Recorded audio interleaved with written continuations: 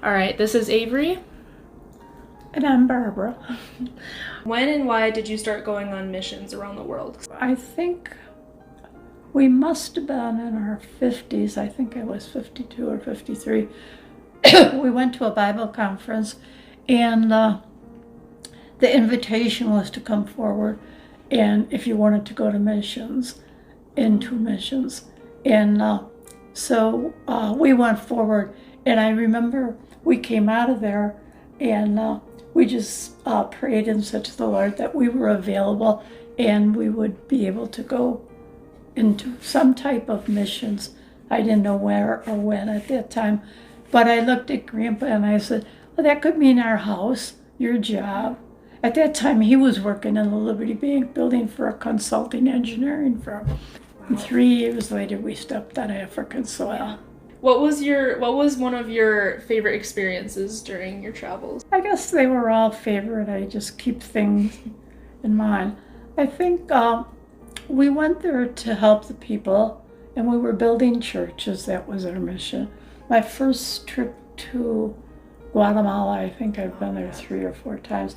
But the first one, that was a real eye-opener because they were eating garbage from the garbage dumps. I mean, that's how they live.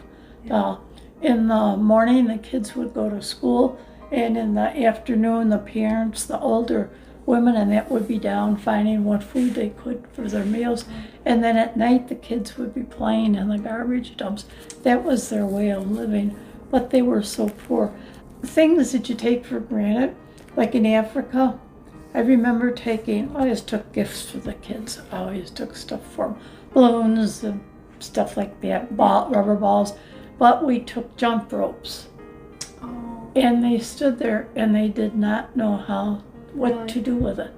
And our missionaries took us to North Korea. We went to the 38th parallel. And that's where you can walk over a line and go into North Korea. It's scary, it really is. And they usually stop and you can take pictures and everything. And they couldn't do that day. It was too dangerous. Oh, geez. And we were stranded at the Swedish mission there because we were staying there, and they were going to take us upriver. And I looked at the plane. Oh my gosh, I got to fly in this thing. Oh. I mean, yeah. So we went, but they separated the men from the women, and I could see Grandpa across the field. So we got on the plane, and Grandpa was already in a seat, and I wanted to sit next to him. And the guy just takes his gun like this and guides me the other way. Oh my gosh. Wow. And then when we got to where we were going, it was about 90 miles up the Ubangi River, and it was a little rowboat. The people are so friendly, and they would all come down by the river banks to wave to us and everything. And then when we came back, well, they said it was a guide, but he was there to protect us. I don't know about guns, but he looked like a little BB gun to me or something. But anyway, then up in one of the villages up there, they presented me with a dead monkey. Oh. It was dried and hanging on a string and a stick. Anyway, I get out the boat, and what am I going to do with this dead monkey on a string? I couldn't even look at it. So I gave it to the guide. Mm-hmm. You would think he had a jewel. He was so happy with that. Really? Oh, yeah. Wow. Oh, that was the most wonderful thing. I mean, we think of what we have here. Yeah. We're Material things and... Yeah, we're in Bolivia. We're having breakfast, and the kids are all looking. It was like a schoolroom, and they were all outside looking. And the other kids they're just beautiful. You give them little gifts and all little toys and stuff like that. But we got finished with breakfast. That was the first morning, and they were going through the garbage, what we didn't eat, or if somebody left a part of a pastry or something on their plate. After that, then we always left stuff on the table and our plates for That's very nice for of the you. kids. Yeah. I think it's the shock when you go to these other countries. Just their clothes. If you remember the picture, I got that little girl, the Congo. She's just shreds. Like, I mean, And that's all I have. we wouldn't even use that to wash the floor with. When did you move to, was it North Carolina or South Carolina? North Carolina. North Carolina.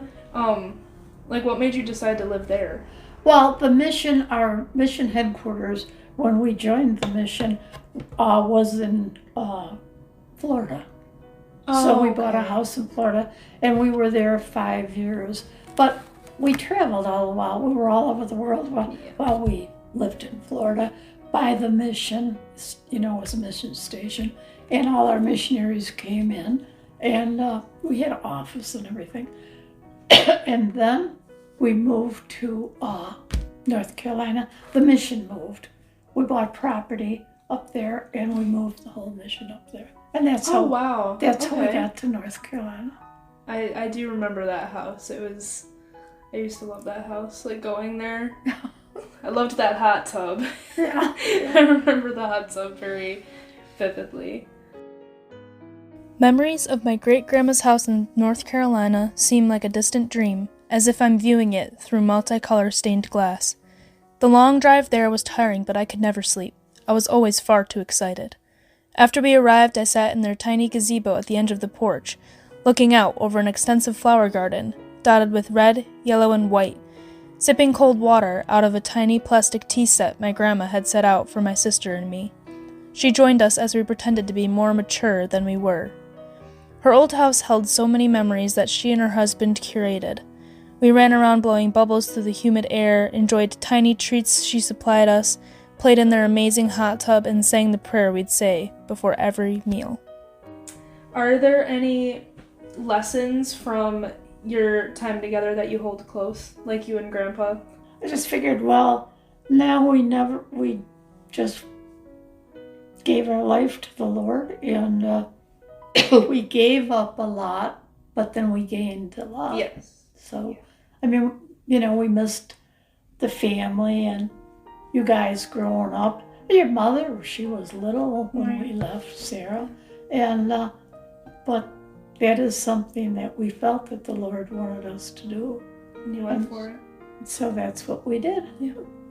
What is something you want someone my age to know about life as we go on our own? Like, what would be your biggest piece of advice, basically? Just be happy every day. Think of something. Even if you're having a bad day, thank the Lord for something. Yeah. You just be thankful. And just trust the Lord. Yeah.